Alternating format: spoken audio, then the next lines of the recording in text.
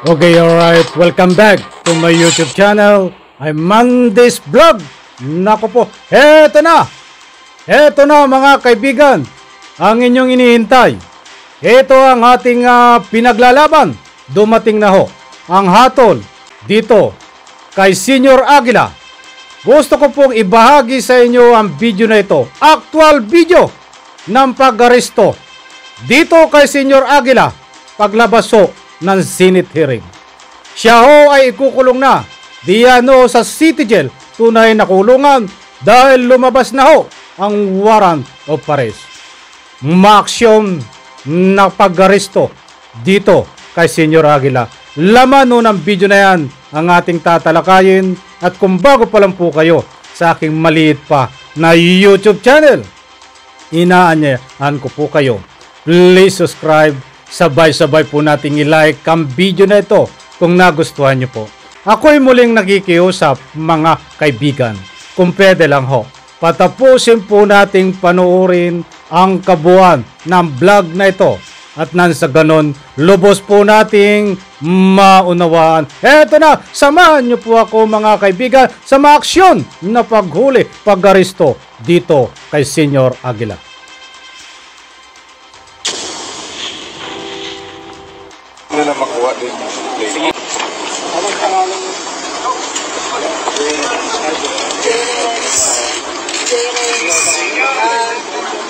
Boysen Pilaros alias J-Renz Boysen Pilaros alias Senior Aguila. Ikaw yun? Ikaw po yun. Kayo po ito? Opo,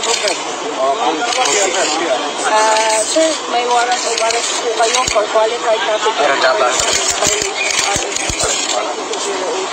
issued by Batch 31 ng RTC ng Lapas River.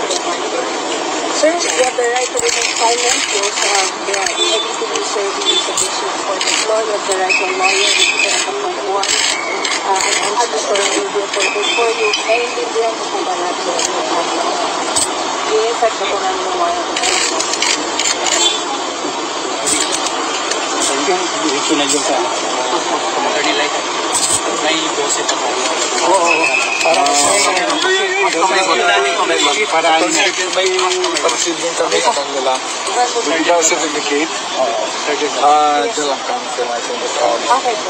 Pagsilbing namin medical certificate. Then, pwede ba yung may mga gamit pag gasla sa loob, pwede na makuha din. Sige po, sige po. Masunod na lang sir. Masunod na lang. Thank you. Sige. Search ito.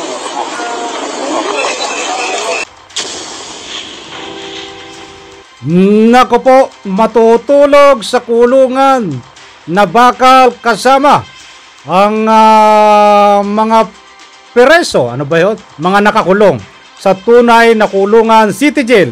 Itong si Senior Aguila. Kumpirmado, mga kaibigan. Inaresto. Diyan sa ruling ng video ay makikita ho natin na inaaresto itong si Senior Aguila. At pagkatapos ho siyang magpakilala at basahan ng Miranda rights, ay dyan na ho pinusasan si Senior Aguila. Pangitang-pangita diyan ho sa video na siya ho ay pinupusasan. Palakpakan po muna tayo mga kaibigan. Ismail kayo dyan. Dito sa ating masugid na mga taga-suporta, bashers man o hindi, ito na ho ang inyong inaabangan na nagbibigay kayo diyan sa public opinion kung kailan ho ito maaaresto. Ngayon ho, dumating na ang inyong pinakahihintay na kahit ako ay abala,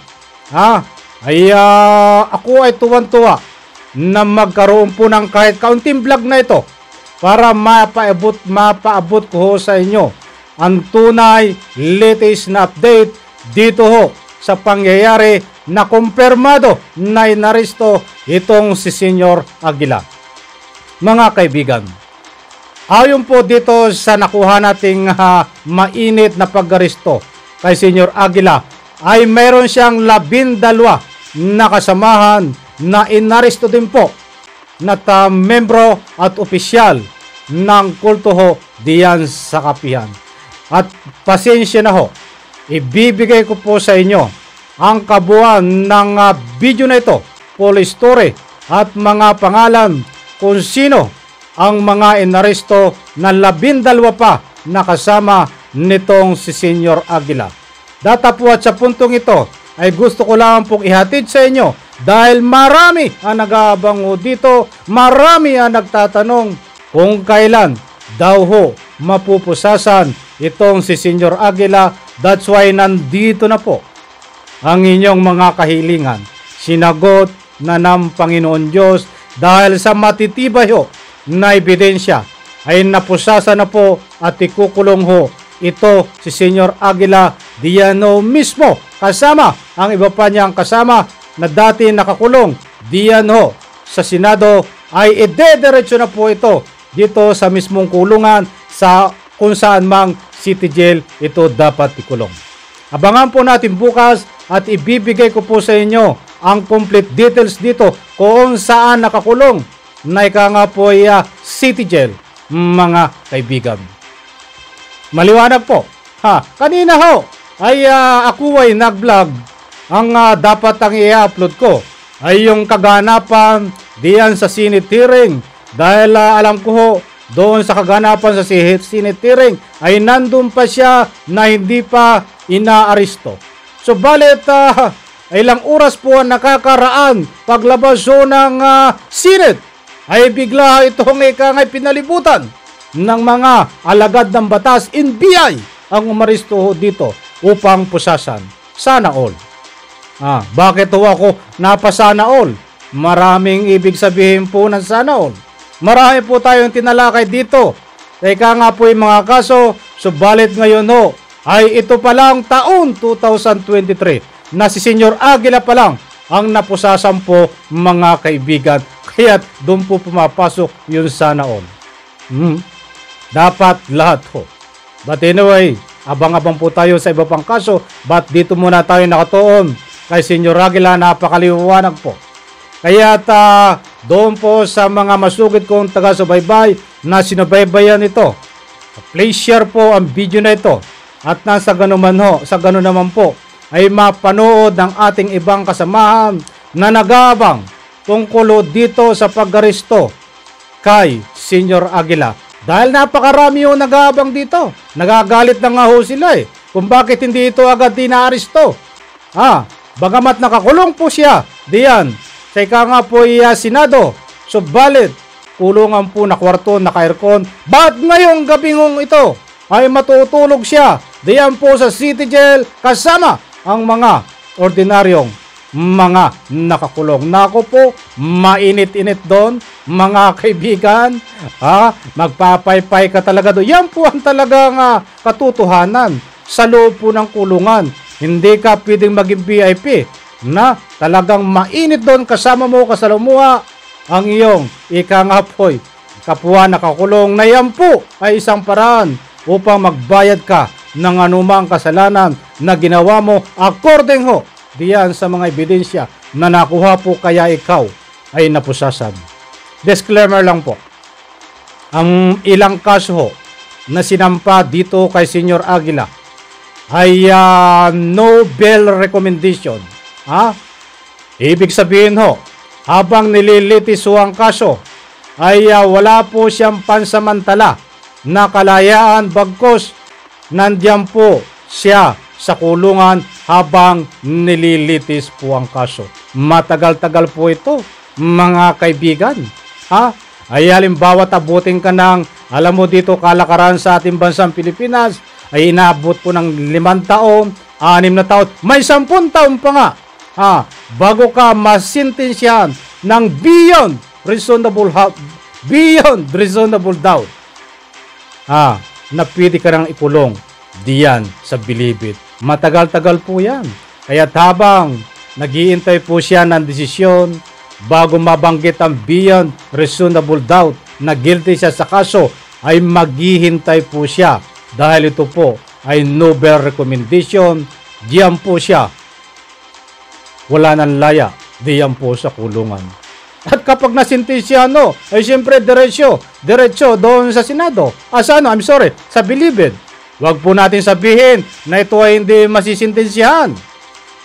Dahil, according ho sa mga ebidensya na lumalabas, ay darating po ang araw, darating po ng panahon, pagkalipas po ng ilang taon, ay mapapanood naman po natin ito sa social media. Ang salitang, at maririnig natin sa social media, ang salitang beyond reasonable doubt, guilty sa kaso. Ito si Senyor Aguila at iba pa niyang kasamahan na sangkot ho dito sa ikangapoy kulto. Nako po, matindi, di ba? Matindi kung sa matindi. Eto na po at muling pumalakpak tayo. Ismail naman. Maraming salamat po. Taon 2023 sa mga tinalakay po natin mga kaso ay dito pa lang po tayo may nakita na pinusasan. Sana po ay lahat na ika nga po yung mayroong pagkakasala sa batas. Kahit hindi po mahuli ngayon, hindi isang araw, dumating po ang punto na mahuli din po. Katulad din po ng ginagawa kay Senyor Aguila na nakikita po natin na pinupusasan dahil isang bahagi, isang proseso ho yan na kapag nagkasala ka, kailangan mong managot sa batas na kailangan na ikaw kapag inaaresto ay pusasan, mga kaibigan.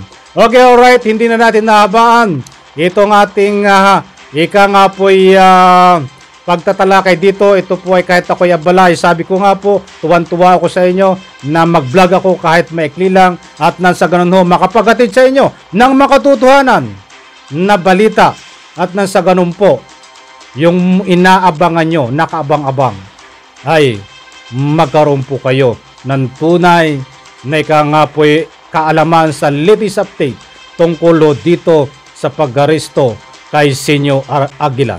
Okay, bago tayo magtapos dito sa ating maliit at maikli na vlog, gusto ko po munang kunin ang inyong public opinion. Ano po ang nararamdaman nyo mga kaibigan? Sa aking masugid na taga-subaybay, basers man o hindi, dahil alam ko ilang buwan ho kayo na sumaybay, pero sorry, nabubulol ako sa tuwa ha. Ilang buwan ho kayo na sumubaybay dito sa ating pagtatalakay kay Senyor Aguila.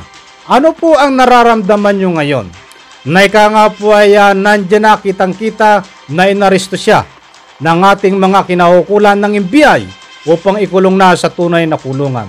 Kung ano man ang inyong public opinion ho, diyan ho sa comment section ay video kayo magbigay ng public opinion at siyempre yan ay buong puso kung irerespeto. Huwag ho kayong matakot. Karapatan yun ho na magbigay ng public opinion dahil yan po ay isang bahagi na tayo bilang isang Pilipino ay may kalayaan magpahayag kung ano man ang ating saloobin, ano man ang nangyayari dito sa ating bansang Pilipinas. Maraming salamat po mga kaibigan at pagpalaim po tayo lahat, sabay-sabay po nating i-like ang video na ito. Abangan po bukas ang full story nito sa update at mga pangalan kung sino man ng 12 na inaresto pa. Abangan po yan sa vlog ko mga kaibigan. Maraming salamat, pagpalain po tayo lahat. Bye-bye, palakpakan.